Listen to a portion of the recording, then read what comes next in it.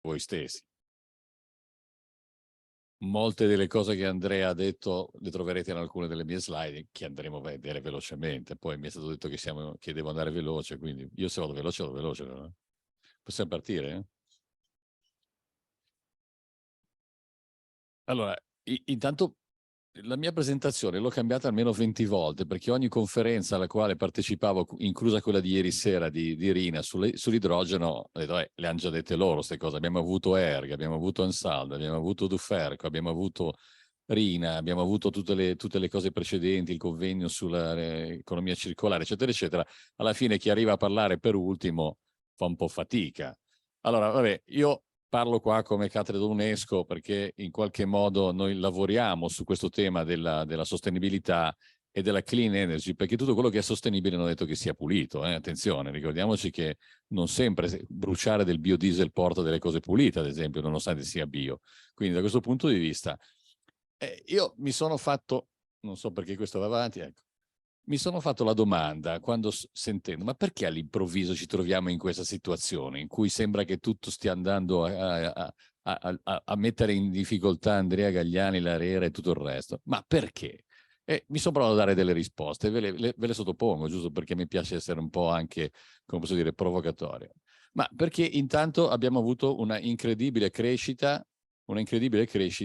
della popolazione mondiale, che ha comportato un'incredibile crescita di consumi energetici, tanto più quando alcuni paesi come la Cina e l'India hanno deciso di diventare paesi moderni e quindi anche loro dicono anche noi vogliamo usare la stessa energia che usano gli americani, se fosse così saremmo al dramma.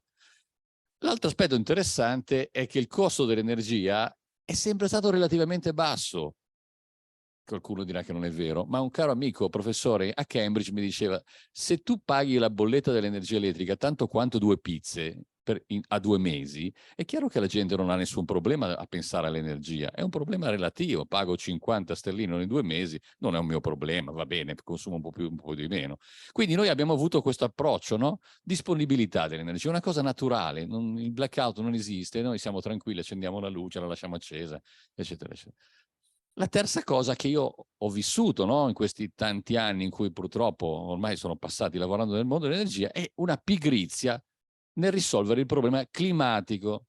Cioè, sono 20 anni, 30 anni che sentiamo parlare di CO2, della CO2, della cattura del CO2, è stata una bellissima presentazione alla quale purtroppo non ero presente per ragioni di lavoro, ma in realtà abbiamo risolto il problema ambientale, cioè abbiamo cercato di ridurre le emissioni di NOx, abbiamo ridotto le emissioni di SOx, abbiamo ridotto tutto localmente. Poi c'è il problema del porto dove si parla di cold ironing per abbattere la CO2, in realtà non esiste questo problema, il problema è di abbattere le emissioni locali che sono cose ben diverse dalla CO2. Quindi il problema climatico è un mondo diverso perché è un problema globale, non è un problema locale. Abbattere le NOx in una città è un problema, ma è un problema, diciamo, limitato. L'altro aspetto interessante è che le fonti rinnovabili non erano ancora, e poi vedremo, pronte al parity grid, cioè voleva dire che installare le rinnovabili costava più di quanto potesse utilizzare come ricavo e questo chiaramente ne ha limitato l'uso finché non sono stati, come ricordo tu dicevi, i famosi 14 miliardi che l'Italia versava a un certo punto di incentivi sul fotovoltaico, sulle altre rinnovabili, una cifra spaventosa, ma che ha dato via questa cosa. L'altra cosa interessante, non so se riuscite a vedere il grafico, è che generalmente l'energia è cugina del PIL. Il prodotto interno lordo varia con il consumo energetico. Guardate, nel 2008 in Italia c'è stata una caduta del PIL e noi abbiamo cominciato a consumare meno energia o a produrre meno energia, che è quasi la stessa cosa. Quindi, e poi perché parliamo tutti di energia? Perché c'è tutto questo? Ma un po' perché ci tocca da vicino e un po' perché sono tanti soldi che sono in ballo, no? Cioè c'è un numerino che io ho fatto, spero di non aver sbagliato gli zeri perché li sbaglio sempre, quindi anche con i miei studenti rifate il conto perché non è sicuro. Cioè parliamo di miliardi, decine di miliardi. Se al prezzo attuale di quei prezzi pazzeschi che diceva Andrea che andiamo sul soffitto e forse al piano di sopra, parliamo di centinaia di miliardi, cioè parliamo di cose che sono il 20% del nostro prodotto interno lordo, siamo a un numeri enormi. Quindi non è che stiamo parlando di una cosa trascurabile, una passione degli accademici che si ritrovano nel parlare. Questo è un tema al di là del fatto che ho sentito piacevolmente raccontare prima gli aspetti nucleari, ci sono tutta una serie di aspetti che vengono condivisi, ma ci sono anche persone, questo è un ricercatore, io vi ho messo il titolo, che dicono che too little, too late le rinnovabili, stiamo andando per gli aspetti climatici, cioè prima di avere un impatto sugli aspetti climatici globali siamo in ritardo. Questo è un altro delle posizioni. Allora io mi faccio delle domande, altrimenti se vi devo solo dare delle risposte ve le posso dare su temi specifici tecnologici, ma non certo su temi generali. Quindi facciamoci il ragionamento, ma i grandi paesi sono coinvolti in questa operazione? Cina e India come sono? E torniamo a COP27, non è il caso di parlarne qui, ma è una cosa importante. Allora mi sono fissato 10 punti, cerco di andare veloce. Quali sono tutti? Poi magari ce ne sono tanti altri che ho dimenticato, voi potrete aiutarmi oppure potrete farlo per conto vostro. Allora, il primo problema è quali sono le forme, le quantità e le caratteristiche delle energie disponibili, perché non sono tutte uguali. Andrea diceva, ci sono quelli dispacciabili, quelli non dispacciabili. Dove e con quali tecnologie convertire l'energia? Dove e come è un altro tema. Le tecnologie ci sono, non ci sono, le stiamo sviluppando, sono già pronte, sono mature, sono a TRL2, TRL1, eccetera, eccetera. Terzo, ma come si accumula l'energia? Quella elettrica abbiamo sentito dire che è quasi impossibile. E come si trasporta l'energia elettrica? Perché l'altro problema è il trasporto dell'energia elettrica, che non è affatto una cosa banale e non è neanche gratis per giunta. Anzi, vedremo più avanti che non lo è per niente. Quali sono gli usi finali e l'impatto sull'ambiente degli usi finali? Usiamo energia per venire qui in automobile o l'autobus, prendiamo l'aereo, prendiamo la nave, eccetera. Cioè, quali sono effettivamente quelle cose di cui non possiamo fare a meno? L'adeguatezza delle reti elettriche. Stiamo ragionando di passare dal fossile all'elettrico e il problema è che prima trasportavo pipelines di olio combustibile e oggi quello lo devo trasferire da un'altra parte. E quindi l'adeguatezza delle reti elettriche e l'affidabilità dei servizi sono un altro dei temi fondamentali. Quindi questo fa parte di tutto il sistema che noi stiamo ragionando. Signori, è inutile, lo dico sempre ai miei studenti, potete avere la più brillante idea, ma il vostro amministratore delegato alla fine dice: ma quanto costa? Quanto ci costa tutta questa operazione? Quindi, quanto costa la transizione energetica? Non sono qui a dare delle risposte, ma a fare delle domande a me stesso anche. La disponibilità delle tecnologie e qual è l'innovazione necessaria? Abbiamo sentito parlare di accumuli, innovazione nel nucleare, innovazione nei biocombustibili, in tutte le varie cose. Quindi è un altro tema.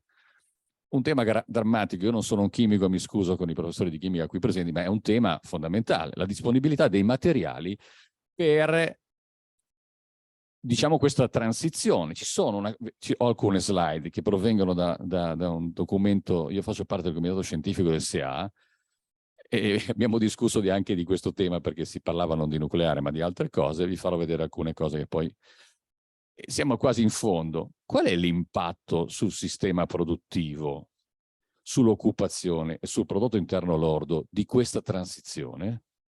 Perché questo è un problema di cui parlerà sicuramente oggi pomeriggio nella tavola rotonda l'ingegnere Laforgia, vicepresidente di Federmeccanica. Signori, in alcune aree noi rischiamo di perdere centinaia di migliaia di posti di lavoro, che saranno convertiti, ma non quelle persone lì.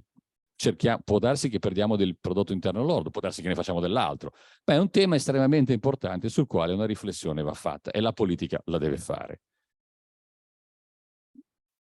Ultimo, io vedo Antonio che lavorava nel mondo, Antonio Garzini nel mondo del petrolio, e l'altro problema è: ma se passiamo dal petrolio all'energia elettrica rinnovabile, il nostro Stato, che da un litro di benzina o da un litro di gasolio ricava circa €1 e passa, quei soldi dove li prende?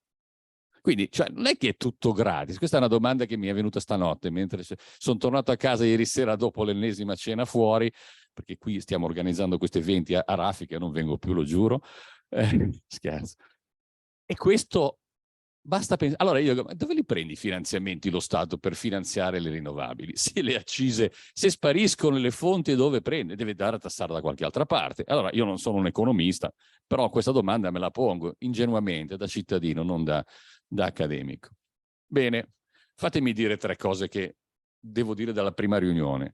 Allora, l'energia non si produce. Non si produce l'energia si trasforma perché si conserva. Primo principio della termodinamica. Poi nel gergo diciamo ho prodotto energia e nel produzione e disoccupazione. È sbagliato, concettualmente sbagliato. Da accademico, professore universitario, penso che i miei colleghi possano apprezzare questo. Primo, quindi energia si degrada. Purtroppo, questo è il nostro problema. Secondo, è peggio questo.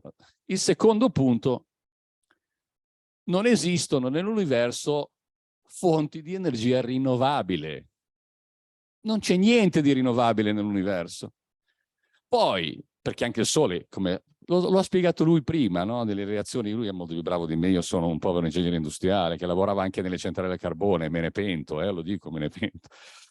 Però siamo andati avanti anche con quello nella vita. Poi possiamo fare un'osservazione su un grafico di Andrea sul fatto che in Italia abbiamo investito sul carbone nel 2000, abbiamo fatto centrale a carbone nel 2000-2002.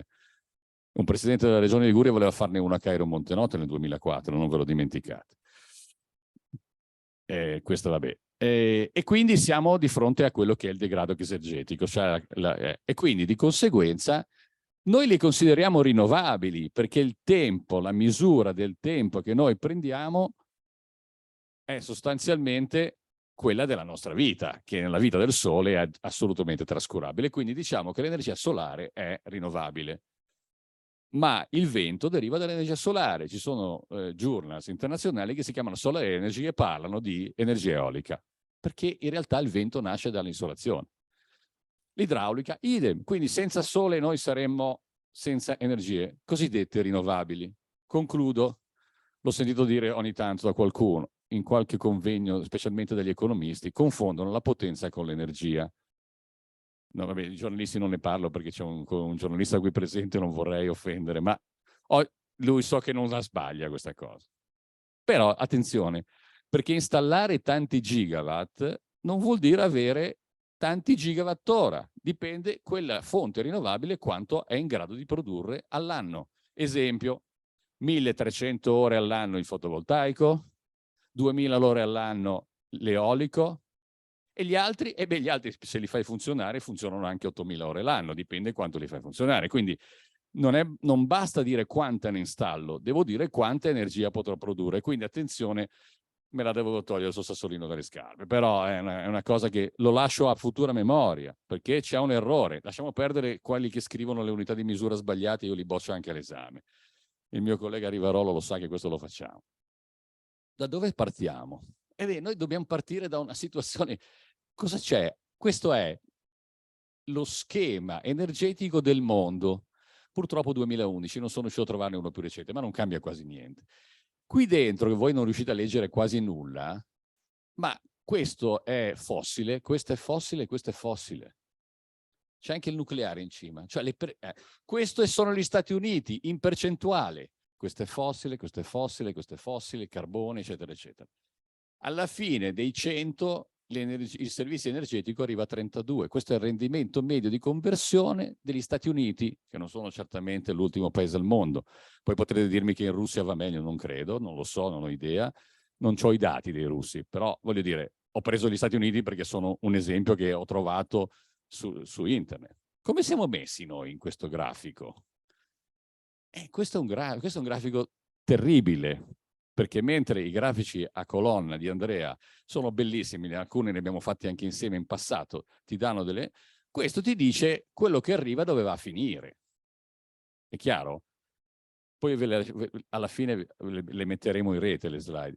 È interessante perché noi viviamo in un mondo in cui la rete elettrica, qua si parla di 320 terawattora, siamo numeri arrotondati, ma quello che entra è ben diverso. Noi oggi siamo in una situazione in cui metano, petrolio, carbone e un po' di import vengono trasferiti su tutte le utenze finali.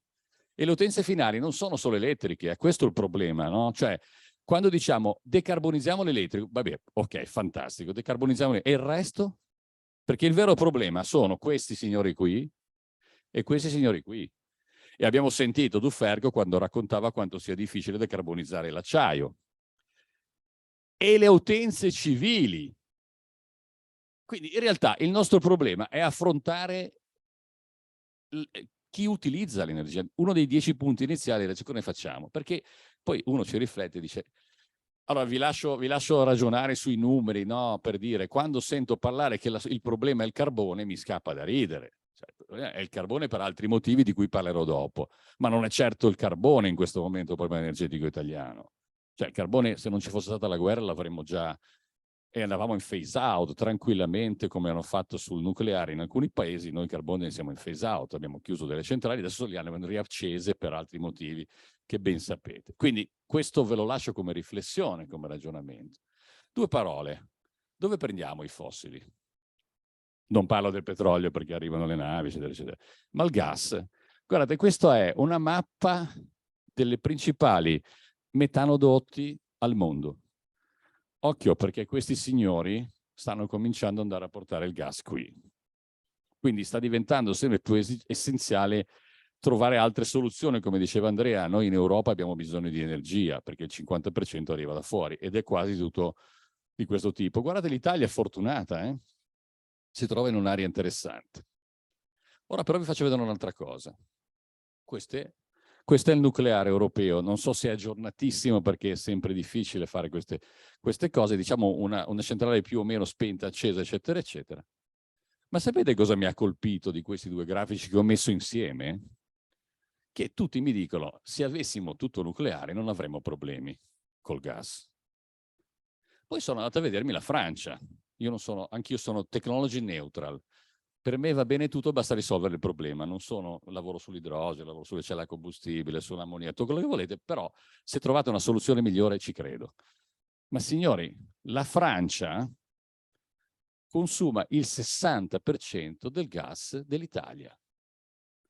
Non è zero. Uno si dice, beh, vanno a nucleare perché devono avere... Perché il gas viene usato per altre attività, l'attività industriale, civile, eccetera, eccetera. Quindi il problema del gas non è un problema che si risolve con la produzione elettrica, è un problema che deve essere messo in considerazione a 360 gradi. Poi voglio farvi notare che il Portogallo non ha un programma nucleare, la Norvegia non ha un programma nucleare, altri progetti, cioè non siamo proprio gli unici, come sentivo dire stamattina dal ministro mentre venivo qui in macchina. Io non sono contrario al nucleare tecnologicamente, poi ognuno può avere le sue idee personali, questo è un altro discorso. Quindi qui vi rendete conto di che cosa stiamo parlando. Altro problema, trasporto dell'energia. Tema critico, come trasporto l'energia elettrica? Questi due grafici li ho scoperti per fare questa conferenza, non li avevo mai visti, perché poi in effetti c'è una marea di dati in fondo in giro che ti è...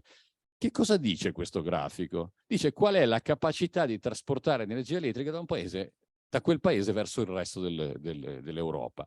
E guardate, ad esempio, la Spagna, che potrebbe diventare un centro enorme di produzione di rinnovabili, ha difficoltà nel trasferimento verso la Francia.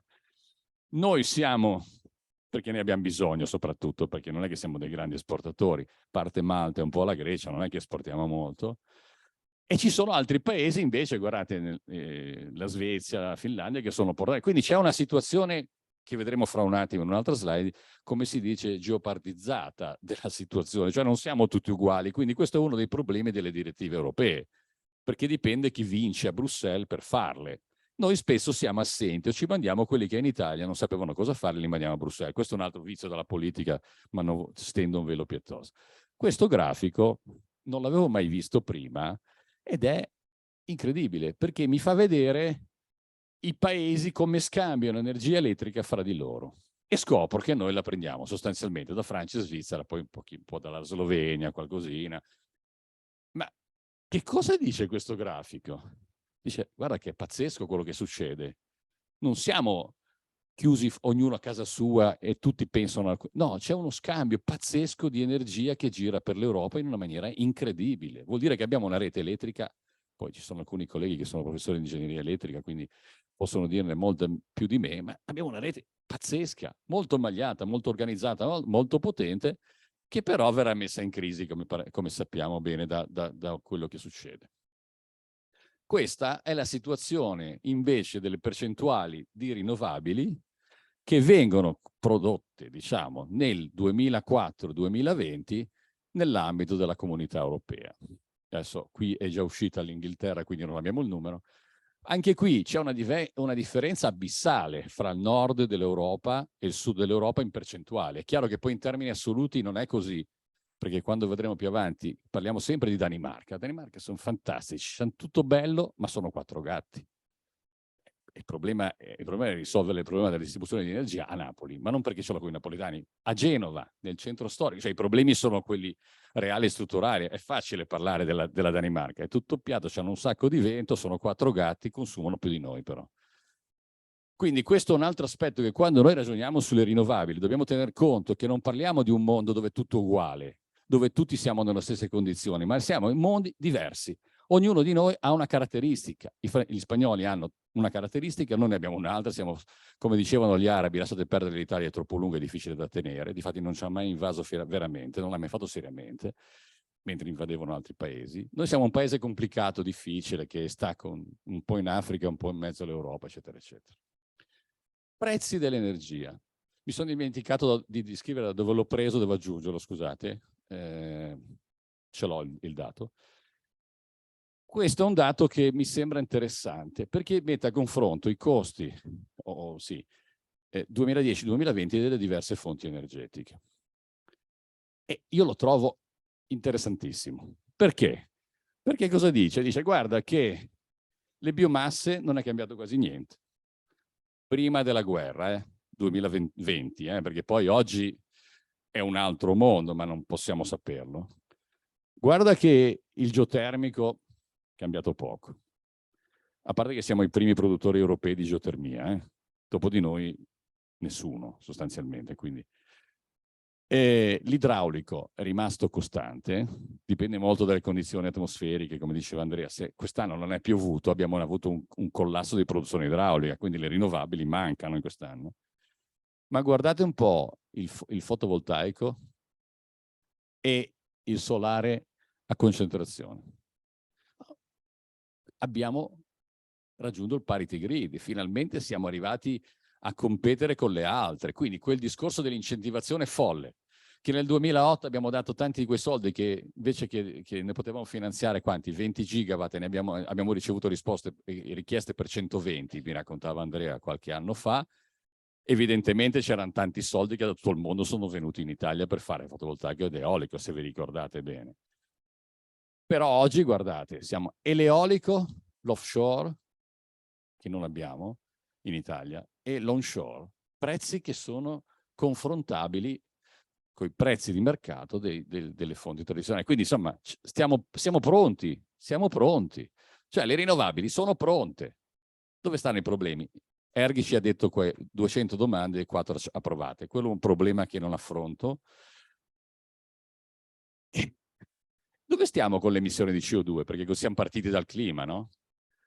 Chi è che sta meglio in Europa? Guarda un po'. La Francia e la Svizzera. Perché? Perché hanno nucleare. È fuori di dubbio questo. Poi puoi essere a favore o contrario, ma questi sono dati di fatto. Poi, qui vedete i vari mix, eccetera, eccetera. L'Europa 28 ha questo numero, noi siamo più o meno nella media europea, quindi non siamo sempre gli ultimi della classe. Siamo bravini. No, anche perché siccome la dobbiamo comprare dall'estero cerchiamo di usarla bene l'energia, quindi il concetto di risparmio energetico viene insegnato, almeno nelle scuole di ingegneria viene stressato, no? Il mio professore mi diceva, il rendimento è la cosa più importante. Il professore, guardi che se fa tanto rendimento ma poi non funziona, non cosa serve a niente, no? Quindi noi abbiamo impianti che vanno oltre il 60% a ciclo combinato che li facciamo funzionare al 30% perché li dobbiamo spegnere. Quindi abbiamo fatto una vita intera per arrivare al 60% di rendimento e oggi, per ragioni di mercato, di libero mercato, quindi Fascia qualche volta ha anche ragione, il libero mercato ha creato una situazione per cui gli impianti li spegniamo, li facciamo andare al minimo tecnico, li teniamo al 20%, poi li dobbiamo riaccendere di corsa, stressando tutto, eccetera, eccetera. E il mondo è cambiato. Guardate un po', Danimarca, Italia, Francia, Germania, Danimarca. In termini assoluti, la Danimarca è niente. Quindi quando mi dici abbiamo fatto tutto, ho capito, ma quanto pesi nella logica europea? E che cosa la fai? Poi vado a vedere la Polonia, e la Polonia fa tutto fossile. Adesso faranno qualche centrale nucleare, ho sentito in Polonia. Cioè, è chiaro che ci sono delle scelte. Su questo la Polonia dice io sono il carbone perché non devo usare il carbone. che è una posizione molto diversa da quella che facciamo noi. Noi lo importiamo anche il carbone, costa meno, abbiamo un po' di centrali, qualcuno ha resistito, eccetera, eccetera. Ma questo è quanto consumiamo pro capite, o meglio, quanto è prodotto pro capite, perché poi i francesi non se la consumano tutta, ma la esportano. Quindi qual è il primo modo per ridurre l'impatto? È consumare meno, cioè produrre il giusto. Se qua ci fossero gli Stati Uniti saremmo un numero molto più alto. Però guardate che i nostri amici danesi pro capite consumano più degli italiani, producono e consumano, che praticamente non esportano. Quindi voglio dire, il tema della transizione mi ha sconvolto la vita in questo periodo, perché ogni volta che sento uno parlarne mi viene ma dove stiamo andando? E quindi io che sono un ingegnere, anche di quelli vecchi un po' dico sempre, ma ogni problema parte dalle condizioni iniziali e dalle sue condizioni al contorno. Mi hanno insegnato così le condizioni di Cauchy, le equazioni differenziali, non passo di queste cose. Ma dove siamo messi noi in Italia sulla parte elettrica? Lasciate perdere gli scritti, li ho scritti giusto come fa Andrea, lui li scrive bene, io li metto nelle figure, alla fotomemoria. Questo è il bilancio elettrico nazionale del 2019. Dati GSE su dati Terna, qui ce l'ho scritto per sicurezza. E ragazzi, ma vi rendete conto che le perdite di rete, cioè il trasporto dell'energia elettrica sulla rete, equivale a tutta la produzione delle bioenergie italiane? Per trasportare l'energia non è gratis. Quando diciamo che la facciamo al sud e la portiamo al nord, 5-6% ce la perdiamo per strada, che vada bene, poi le nostre reti sono anche reti efficaci. E qui vedete quanti sono le percentuali delle fossili, eccetera, eccetera. Abbiamo circa 7 gigawatt, cioè 7000 megawatt di impianti di accumulo a bacino. Utilizzati per quanto? Niente. Niente. Perché? Perché sono di un privato che li usa solo a suo uso e consumo, non li usa per la rete. Quindi questo è un altro dei temi. Ma parliamo di 7 gigawatt di bacini, cioè di acqua che va su e giù, che erano stati pensati perché il nucleare non poteva spegnersi e quindi di notte ci dava l'acqua da portare su, cioè dava l'energia per portare sull'acqua. Gli usi finali, vedete che il terziario, l'agricoltura è poco, ma l'industria, il terziario e anche gli usi domestici sono quelli che sostanzialmente, quel discorso che diceva prima Andrea, chi consuma dovrebbe dare un contributo, e beh, ma è chiaro, devi andare a parlare con questa gente, mentre con l'industria forse puoi anche parlare, si fanno contratti interrompibili, si fanno delle invenzioni stranissime di cui non sono un esperto. Certo che quando vado a parlare con i domestici ci hanno sempre detto che di notte potevamo usare l'energia per lavare di notte con la lavatrice, adesso ci dicono che di notte costa di più, quindi decidiamo un po' come stiamo andando, no? Ci sono delle cose che evolvono nel tempo. Ma gli italiani come sono? Ma come siamo messi noi sempre come condizione iniziale? Beh, noi siamo in perenne deficit energetico. Perenne deficit energetico. Negli anni 90 nacque il famoso CIP 692 contro il quale si scagliava Grillo, giovane, poi dopo non so se se ne è più fatto, ma perché era un modo per finanziare centrali perché non avevamo energia e non riuscivamo neanche a importarla. L'Italia importa circa 44 terawattora, che sono più o meno il 14%, diciamo un 15% per fare un conto tondo. Ma come vedete non è che la cosa è migliorata. Ora qualcuno dice le importiamo perché costa meno, è vero, perché oggi potremmo anche farla, perché avremo la possibilità, ma siccome costa meno importarla dall'estero non la facciamo. Scelte strategiche, logiche, eccetera, eccetera. Queste sono le reti elettriche nelle diverse tensioni, le ho messe solo per ricordarci quanto siamo lunghi noi e quanto è difficile portare le cose da una parte all'altra.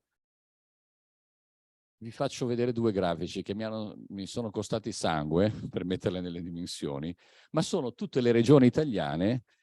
Il verde non vuol dire che sono fonti rinnovabili, vuol dire soltanto che è in sovrapproduzione, cioè produce più di quello che consuma. Guardate la Lombardia, le scale purtroppo non sono uguali, quindi vedete numeri diversi, ma la Lombardia ha un deficit come l'Emilia Romagna, come il Veneto, come le Marche, eccetera, eccetera. La stessa Liguria, che è sempre stata esportatrice di energia, con la chiusura di alcune delle centrali, per motivi giudiziari, vado ligure, per motivi logici perché aveva la mia età e penso che avesse dei problemi di dolori come ho io alla schiena. La centrale del porto, chiusura di Spezia, che è ancora lì in questo momento, è chiaro che la Liguria è sparita, perché fonti rinnovabili credo che siamo la penultima regione italiana a produzione. Poi ti dicono non sappiamo dove farla, questo vabbè, è tutto un discorso sul quale non voglio entrare. E quindi vediamo che il nord, come diceva Andrea, io l'ho fatta questa cosa prima di vedere la tua presentazione, e dove stanno quelli che fanno energia, che vanno in eccesso? Guarda un po', Calabria, Puglia, Calabria, adesso non riesco a vedere bene quali sono delle due, quella sopra la Puglia, questa sotto la Calabria, un pochino il Molise, ma il Molise, attenzione, quelle produzioni lì non è detto che siano solo rinnovabili, perché in Calabria all'inizio del 2000 ci fu lo sblocca centrali, ci sono una decina di centrali, no, forse una decina no, ma ci sono 5 o 6 grosse centrali a ciclo combinato, Rizziconi, Scandale, eccetera, eccetera, A2A e così via. Quindi il problema è che, come diceva Andrea, riprendo, ci sono posti dove ne abbiamo in abbondanza e non è finita qui, dove ne andremo a fare ancora di più, perché adesso vediamo che cosa succede dopo. Quindi questa situazione va poi messa in questo modo, cioè io sono in Lombardia e sono in Puglia. La linea rossa dice quella di cui ho bisogno e le altre sono le varie componenti che vengono costruite. In Puglia sono sempre, tutto l'anno, in sovrapproduzione. Sono sempre in sovrapproduzione oggi. Se devo triplicare le produzioni rinnovabili lì, immaginatevi cosa succede. Quindi l'ARERA ha regolato una situazione che sta evolvendo già difficile di per sé stesso. Che cosa succede nei prossimi anni? Beh, nel 2017 fu pensato questo oggetto che si chiama PNIEC, che è il Piano Nazionale Integrato Energia-Clima. Mi pare che l'ultimo piano nazionale energetico fosse dell'86. Quando nacque mia figlia ci fu Chernobyl nell'86, quindi me lo ricordo benissimo perché mia figlia nacque 20 giorni dopo l'incidente, quindi non si poteva neanche mangiare, era un problema che avevamo vissuto, quindi per quello che a volte un po' il nucleare o qualche tendenza così, anche se devo dire nel 90 lavoravo su quelli di quarta generazione, ma li chiamavano reattori raffreddati a elio, non li chiamavano di quarta generazione, lavoravo con General Atomics, non lo dicevo perché in Italia era proibito, io a lavorare, in America dicevo che andavo a fare dell'altro, lavoravo con questi sulle macchine a elio. Il PNIEC ha tutta una sua, è stato pubblicato nel 2019, non parlava, la parola idrogeno non c'era, lo dico perché non esiste la parola idrogeno nel PNIEC, mentre la comunità europea stava andando a mettere l'idrogeno in uno degli 8 pillars del Horizon Europe, giusto per dire che ogni tanto noi ci dimentichiamo di far parte dell'Europa, eccetera, eccetera. Vado veloce. Beh, 7 minuti sono pochi, un quarto d'ora che parlo, non posso... No, sto scherzando, dai. Questi sono tutti i dati del PNIEC e qui ci sono, vedete, ad esempio l'idraulico non si prevede che possa salire, si prevede che possa salire il fotovoltaico e l'eolico. E d'altronde è da lì che si può andare, non ci sono altre possibilità. Sviluppare le fonti rinnovabili per gli aspetti termici, cosa che in parte sono fatti, sono quelle linee lassù, e quella dei trasporti, perché in realtà la partita si gioca sui trasporti, si gioca. Questi dati vengono da Federmeccanica, un lavoro che ho fatto con loro. E qui sono i numeri di veicoli elettrici che si prevede negli anni a livello mondo e a livello, poi questi numeri cambiano ogni 2 mesi, però sono numeri diciamo di luglio. E vedete qua si parla nel 2028 di 1,2 milioni di automobili, di cui circa 500.000 sono full elettriche e 500.000 sono ibride.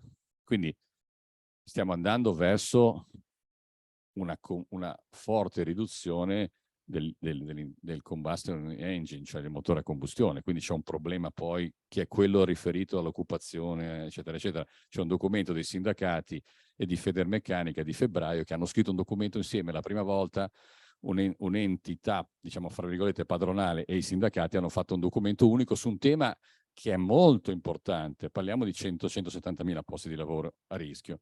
Poi non voglio essere io retrogrado, parliamo di avere al 2030 6 milioni di automezzi alimentati elettrico o semielettrico.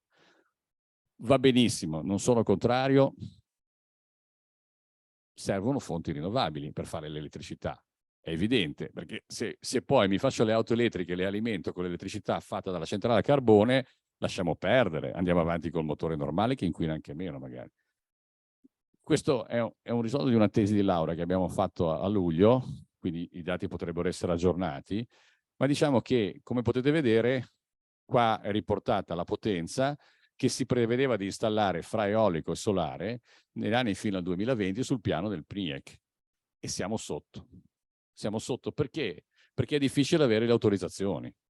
Perché chi vuole investire si stanca, perché ci sono dei problemi, come diceva Andrea, dovete dirmi dove le devo fare, non devo essere io a venire a chiedere posso farla qui, dovete dirmi in quel posto si possono fare, facciamo la gara e chi vince la gara fa l'impianto, non che passa la vita in estenuanti riunioni delle commissioni con 37 che vengono a dire se ci puoi togliere la pietra perché è un patrimonio artistico, non lo è. E quindi le energie siamo sotto. Quindi attenzione, siccome è un problema alle condizioni iniziali, se sbartiamo male non ci arriveremo mai nel 2030. Quindi da questo punto di vista o facciamo uno scatto in avanti adesso o questo schizzo non lo faremo. Quindi raggiungere gli obiettivi, ma questi sono gli obiettivi del PNIEC. Questa la salterei volentieri perché è più complicata. Dice soltanto che quando abbiamo deciso di togliere il carbone eravamo talmente messi male con la rete elettrica che l'unica soluzione che abbiamo saputo trovare per far funzionare la rete è sostituire il carbone con impianti a gas, che si chiama capacity market. Quindi praticamente si è pensato di chiudere il carbone e di fare quasi 5.000 megawatt di nuovi impianti a ciclo combinato a gas. Perché? Perché non siamo capaci di gestire la rete, o perlomeno togliere 7 gigawatt di carbone, che è dispacciabile, quindi lo posso far funzionare, c'ha tutte le sue cose, eccetera, eccetera, un problema enorme. Non parlo di quello che si chiama LOLE, che è Loss of Load Expectation, perché la situazione diventa che possiamo andare di fronte a blackout molto più frequenti di quelli a cui siamo abituati, anzi non siamo affatto abituati, mi pare che l'ultimo grosso fosse nel 2002, poi ce ne sono stati alcuni locali. 2002-2003 forse, sì. Ma quei signori che stanno a Bruxelles hanno deciso di dire no, cambiamo ancora le condizioni nel frattempo, cioè è uscito il primo che già per noi era una faticaccia da mettere in conto, hanno detto guardate facciamo il Repower Europe perché c'è la guerra, perché stiamo a partire, perché salta tutto eccetera eccetera e abbiamo detto il Fit for 55 che mi fa un po' fatica a dire, non so se capita anche a voi, ma qual è il problema? Guardate questo, dobbiamo fare sui consumi elettrici più del 65% di fonti rinnovabili contro il PNIEC che diceva il 55%, non diceva cosa vuoi che sia il 10%. Attenzione. Vuol dire passare da 40 gigawatt PNIEC rispetto ai 33 attuali, 40-70. Ed è un numero enorme. Non so se vi rendete conto di cosa vuol dire, perché il picco delle potenze che diceva Andrea prima è 55 gigawatt, quindi parliamo di numeri che mi fanno tremare i polsi. Non sto a leggere quello che c'è scritto sotto perché vuol dire risparmiare 14 miliardi di metri cubi anno facendo un'operazione, l'altra risparmiare il 5 milioni equivalenti di petrolio. Cioè è chiaro che sto spostando il problema sulle rinnovabili. Come si dice da qualche parte, glielo sto mettendo nella schiena alle rinnovabili. Cioè trovate la soluzione. Cioè, beh, noi installiamo campi fotovoltaici, pannelli fotovoltaici, campi eolici. Occhio, ma siamo un sistema. Se ognuno risolve il suo problemino, se si fa il suo campo eolico, poi c'è chi se ne frega, il resto non conta. E no, è un sistema la transizione, non posso dimenticarmi che faccio parte di un sistema, che c'è una rete, che sono degli utenti, che sono delle esigenze, eccetera, eccetera. Quindi non è che ognuno può fare quello che vuole, deve essere giustamente regolato nelle attività che fa. E questa l'ho presa da terna, così almeno non sbaglio. Il problema qual è? Che addirittura il PNIEC diceva consumeremo un po' meno. Questi hanno detto no, guarda che siccome devi elettrificare i trasporti devi andare da 300 a 360, cioè aumento del 20% della produzione. E ti dice guarda che di questa produzione quella da fonti rinnovabili è 240 terawattora, il doppio di quella che fai adesso. Ma come scrive la tabellina gialla, occhio, perché non è il doppio di quello che fai adesso, perché l'idraulico non si muove da lì, l'idraulico sta lì. L'hanno fatto, il grande idraulico italiano è stato fatto fra le due guerre, perché non arrivava il petrolio, quindi le grandi centrali dell'Umbria, della Valtellina, eccetera, sono tutte quel periodo, le principali. Poi ci sono impianti come si chiama, recupero, che sono stati fatti in seguito. E quindi qui vedete quanta roba dobbiamo fare solo di fotovoltaico e di eolico, che è molto di più, e sono numeri 120 terawattora, è un numero a me spaventa. Io non so quanti laghi di Garda bisogna coprire, non ho fatto questo conto che mi raccontava ieri Bombardi, ma guardate che si parla anche di eolico offshore. Quanto eolico offshore abbiamo in Italia oggi? Zero. Zero. Quindi questa è una situazione estremamente solare sui tetti, che poi dovrebbe partecipare anche ad altre cose. Quindi questa è una mappa di quante cose: 42 gigawatt solar utility, 7 gigawatt eolico onshore, 9 gigawatt, 9000 megawatt di eolico offshore. 9000 megawatt di eolico offshore, non dico che non si possa fare, ma se facciamo una pala da 5 megawatt, quante pale dobbiamo mettere in mare? E non sono una cosa semplice, perché ma non è un problema del metro quadro, è dove le metto, perché c'è anche un problema dell'accettazione ambientale di questo oggetto, no? Poi ognuno ha le sue opinioni, ma io parlo di numeri, così almeno i numeri parlano da soli. E quindi tutto questo che cosa comporta? Questa è un'equazioncina banale che ho riportato, consentitemi l'energia prodotta meno quella consumata deve essere uguale a un coefficiente, che è il momento di inerzia, che tiene conto di queste cose che ruotano, che sono le macchine, moltiplicato per la sua accelerazione, che deve essere uguale a 0, altrimenti la frequenza va fuori frequenza, si stacca tutto e andiamo fuori. L'ho fatta molto breve, in realtà è molto più complicato. Ma oggi questo non è così difficile, perché Terna chiama il ciclo combinato e dice scendi di 20 megawatt, e quello in 5 minuti scende, in 3 minuti, 1 minuto, dipende da che tipo di tecnologia, scende. Domani ci troveremo in una situazione in cui, se c'è una sovrapproduzione e il consumo non c'è, lì automaticamente non è più uguale a 0, c'è un'accelerazione del sistema che va a velocità più alte, va a frequenze più alte. La sto facendo semplice. Poi ci sono i tempi, come diceva Andrea, ci sono i microsecondi, ci sono i secondi, ci sono le mezz'ore, eccetera, eccetera.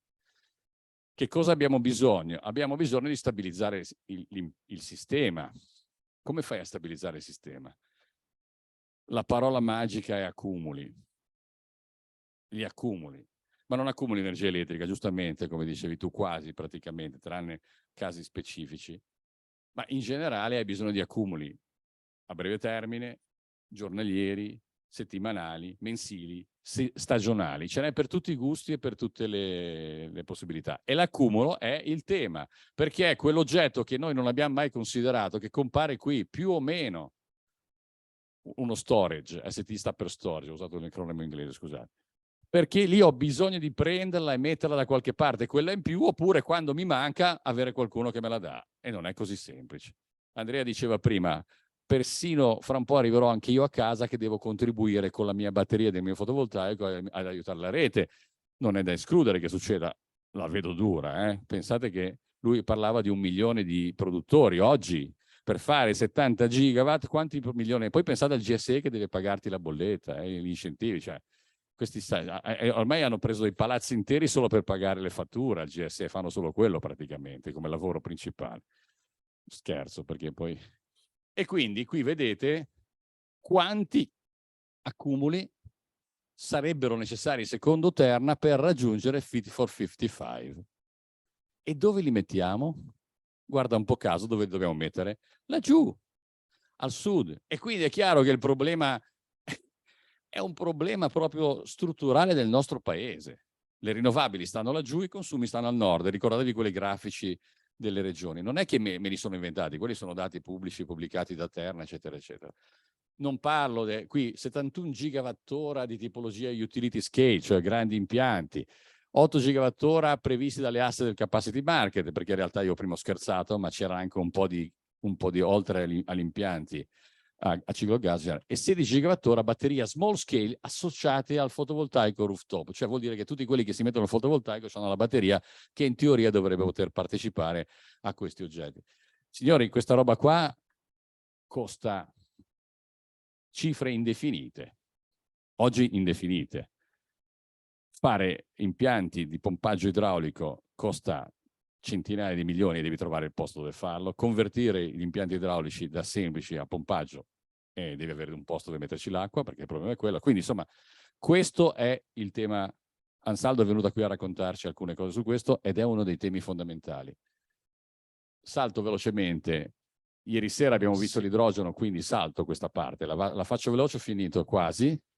È il quasi che mi preoccupa. Ve la faccio vedere, vado avanti. Africa, l'idrogeno, l'Africa potrebbe diventare politicamente e geopoliticamente, lascio ai prossimi relatori, il tema dell'idrogeno prodotto in Africa. L'Africa diventa fondamentale. Cattura della CO2, utilizzo della CO2 per fare biocombustibili, per fare quello che sapete, non lo sto, l'hanno raccontato altri. Qua c'è il discorso della, diciamo, della circolarità, ma lasciatemi fare soltanto questa osservazione. Materiali. Ripeto, non sono un chimico. Tutti quelli che vedete qui sono i materiali che in qualche modo rientrano nel mondo dell'energia. Quindi nel mondo dell'energia c'è praticamente quasi tutto.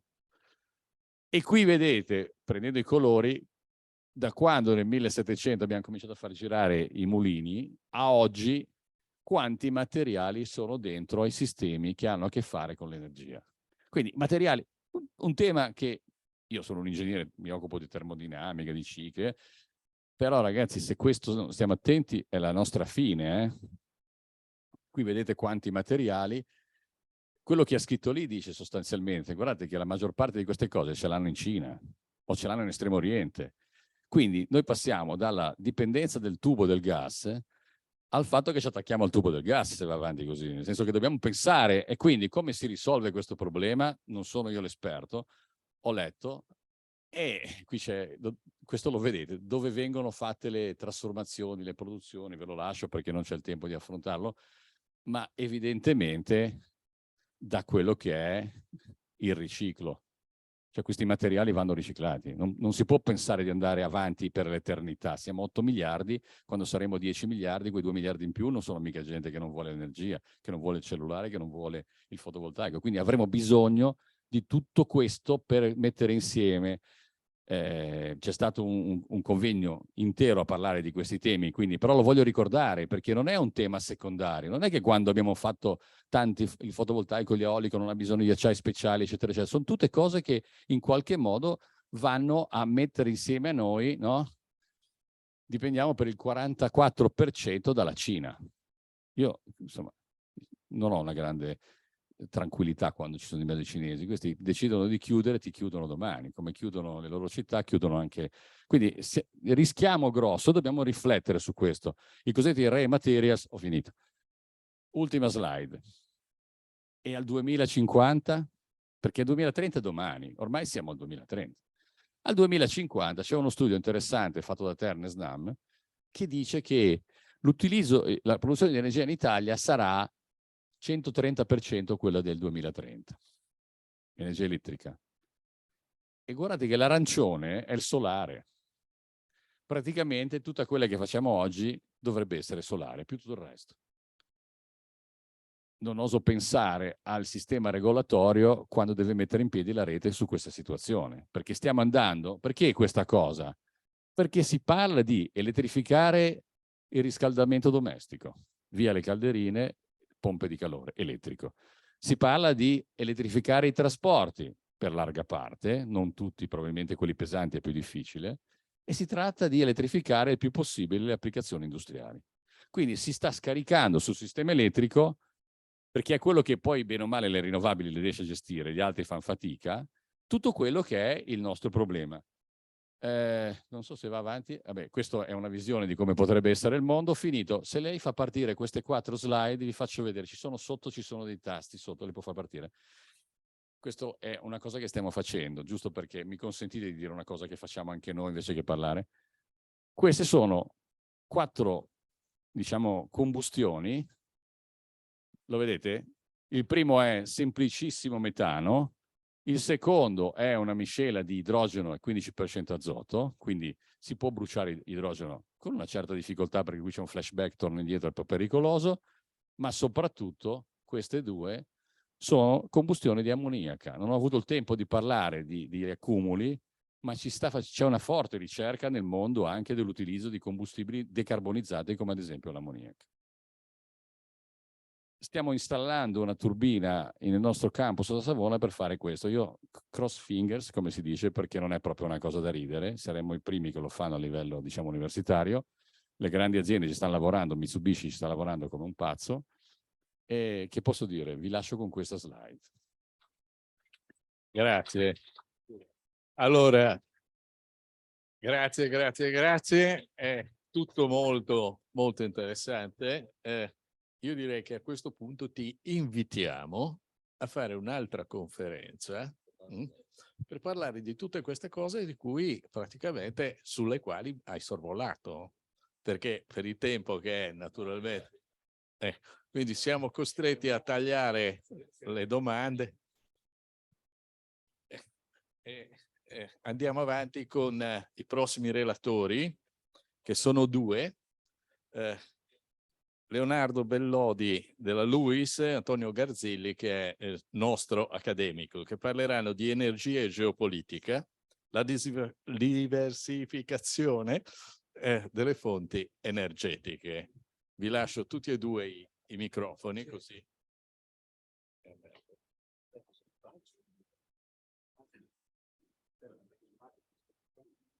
Stiamo facendo. Ti metto la sveglia o no? No, io tanto so che dobbiamo finire. Sì. Se no, siamo con un 45 minuti di. No. Come no? Dobbiamo cominciare alle 11.